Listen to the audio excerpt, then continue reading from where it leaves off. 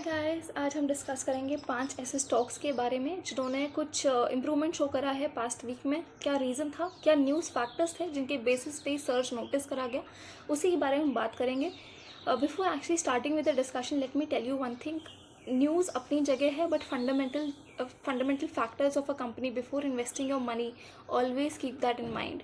So if you're a long-term investor, always keep fundamental factors more importance, and whereas if you're short-term intraday or short-term player, anything that sort of, तो आपके लिए news भी इतनी ही important बन जाती है, but fundamental factors को ignore मत करा करिए. बट एनीवेज, हम डिस्कस करेंगे न्यूज़ फैक्टर्स जिनके बेसिस पे ये 5 स्टॉक में इतनी इंप्रूवमेंट सर्च नोटिस किया गया था.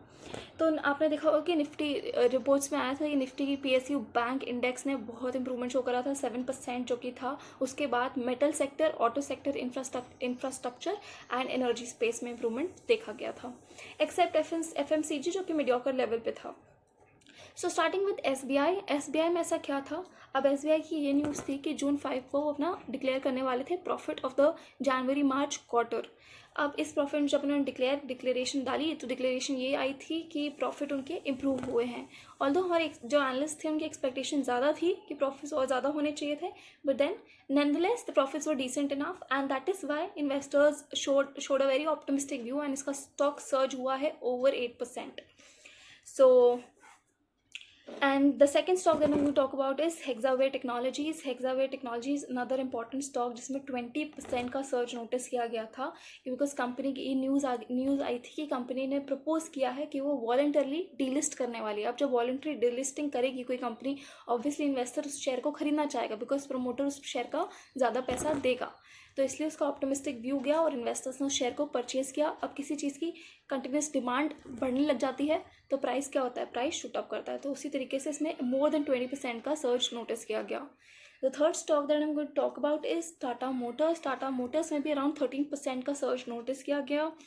It was one of the top gainers in the auto sector. Auto sector में खुद में बहुत इंप्रूवमेंट शो करी थी, एंड उसमें Tata Motors was the top one जिसमें इंप्रूवमेंट देखी गई थी. ऐसे क्या न्यूज़ फैक्टर्स थे जिसकी वजह से इन्वेस्टर्स ने इतना ऑप्टिमिस्टिक व्यू दिया उसके बारे में और बुलिश बिहेवियर शो किया. द फर्स्ट न्यूज़ वॉज जब इसी हफ्ते टाटास ने अनाउंस किया था कि वो अपने ऑपरेशंस को रिज्यूम कर रहे हैं. एंड अब ऑपरेशंस रिज्यूम करने का मतलब क्या हुआ कि मतलब कंपनी जब ऑपरेशन स्टार्ट करी, इकोनॉमी खुल रही है, तो यानी कि कंपनी अब धीरे धीरे अपनी प्रॉफिटेबिलिटी काम को स्टार्ट करेगी. Secondly the point that I am going to discuss is, see, economy खुलना अपनी तरफ है, एंड ये चीज़ आपके दिमाग में होना चाहिए. सेक्टोरल एनालिसिस, कौन कौन से सेक्टर्स अभी एक्चुअल में इंप्रूवमेंट शो कर सकते हैं. जैसे कि अभी टाटा मोटर्स की अगर हम बात कर रहे हैं, ठीक है, इकोनॉमी खुली, लोगों ने ऑप्टिमिस्टिक व्यू दिखाया, स्टॉक सर्च किया, बट ये लॉन्ग टर्म के लिए एक्चुअली में एग्जिस्ट कर पाएगा नहीं कर पाएगा, that is questionable. Why? Because अगर उनके ऑपरेशंस रिज्यूम भी हो गए हैं, स्टिल उनके जो डिमांड साइड बहुत ही लो है, उसको ऊपर आने में टाइम लगेगा. कुछ महीने भी लग सकते हैं और साल भी लग सकते हैं, depends on the COVID-19 that we are facing. And the fourth stock that I'm going to talk about is Alcargo Logistics. It is a logistics company जिसमें सर्च नोटिस किया गया more than 10%. इसकी क्या न्यूज़ आई थी, business of its MTO, that is multi modal transport operation, इन्होंने अपना resume कर दिया था. उसमें बताया था कि इनके मल्टी मॉडल ट्रांसपोर्ट ऑपरेशन और कंटेनर फ्रेट में कोई भी प्रॉफिट में गिरावट नहीं नोटिस गई, प्रॉफिट उनका नहीं गिरा था, यानी कि जो कि उनका 90% इनकम कंट्रीब्यूट करता है प्रॉफिटेबिलिटी स्टेटमेंट में, वो अनअफेक्टेड था बाय दिस COVID-19 पेंडेमिक. तो उन्होंने ये चीज़ की रिपोर्ट दी थी. Obviously that is a good news for the investors, that is why it showed a positive search. And lastly that I am going to talk about is Bharti Infratel, जिसमें कि 8% से भी ज़्यादा नोटिस किया गया था सर्च. वो क्या था, उन्होंने भारतीय इंफ्राटेल की अभी आप न्यूज़ सुन रहे होंगे कि 11 जून को एक फाइनल कॉल आने वाला है जिसमें कि वो डिसीजन लेंगे कि whether they want to merge with Vodafone Idea owned Indus Towers और नॉट. सो एंड यहाँ पे जो मैं चीज़, आप एक और चीज़ नोटिस करिए, जो वोडाफोन आइडिया है वो तो अराउंड, मतलब उसने तो रिकॉर्ड्स ही ब्रेक कर दिए थे. 24% सर्च किया गया था, एंड उसका शेयर जो कि अभी पिछले वीक में अराउंड 7.5 7.6 के क्लोज एवरेज कर रहा था, वहीं थर्सडे और फ्राइडे में ये अचानक से पड़ गया था 9 से लेकर 10.7 पर शेयर. सो आप देख सकते हैं कि कितना ज़्यादा जंप हुआ था इस न्यूज़ की वजह से on Vodafone idea. So that's all.